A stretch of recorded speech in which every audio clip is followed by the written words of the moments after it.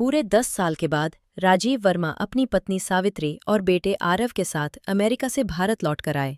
पिछले 10 साल में उनका एक बार भी भारत आना नहीं हुआ था, इसलिए इतने बरसों के बाद अपने घर लौटने की खुशी ही कुछ और थी। राजीव ने पहले ही अपने पुराने नौकर से कहकर शिवनगर स्थित अपना घर साफ करवा लिया था। अब तीनों अपने घर पहुंच चुके थे। कुछ भी कहो, अपने देश में लौटने की फीलिंग ही अलग होती है। हाँ पापा, जब हम यहाँ से बाहर गए थे तब मैं तो बहुत छोटा था। मम्मी पापा, जब मैं यहाँ से गया था तो मेरे बहुत सारे दोस्त थे, पास की गली और कॉलोनी के।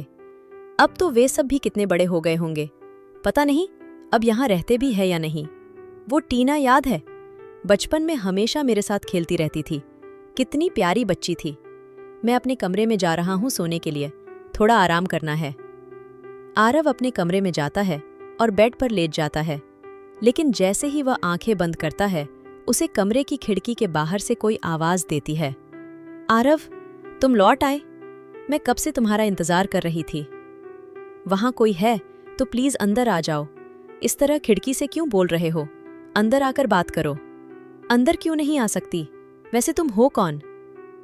जैसे ही आरव ये पूछता है, आवाज आनी बंद हो जाती है। लगता है कोई मजाक कर रहा है, बाद में देखता हूं। वो फिर से आंखें बंद करके सोने लगता है। लेकिन जैसे ही करवट बदलता है उसे महसूस होता है कि बाजू में कोई बच्ची लेटी हुई है। वो घबराकर उठ जाता है। क्या हो गया है मुझे ये छोटी बच्ची क्यों दिखी? लगता है मैं थक गया हूं। कुछ देर बाद वह गहरी नींद में सो जाता है।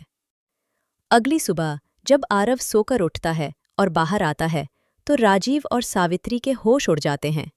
पागल हो गए हो क्या? आज तक तुमने कभी ऐसा नहीं किया। क्या हुआ मम्मी? ये देखो, अपने सिर पर रंग बिरंगी रबर लगाकर 2 चोटियां बना ली हैं, काजल लगाया हुआ है। पागल हो गए हो क्या? मम्मी पापा, मुझे नहीं पता ये सब कैसे हुआ, सच कह रहा हूं। क्या कोई दोस्त आया था तुम्हारे कमरे में? नहीं मम्मी, कोई नहीं आया था। आरव कुछ समझ नहीं पा रहा था, लेकिन जैसे तैसे वो नहाकर तैयार हुआ और कॉलोनी में घूमने के लिए निकल पड़ा। थोड़ा आगे चलकर उसने पड़ोस के उस घर को देखा जो अब सुनसान पड़ा था। टीना की आत्मा यही रह गई है। आरव अब अजीब ढंग से चलता हुआ घर से बाहर निकला और सीधा पड़ोस के उसी खाली घर में चला गया। राजीव और सावित्री भी उसके पीछे गए। वहां टूटी फूटी चीजें और आधे जले हुए खिलौने पड़े थे। वहां जाकर आरव घर के बीचों बीच बैठ गया। तभी वहां पर एक 3 साल की बच्ची दिखाई दी, वही टीना। अगर उस दिन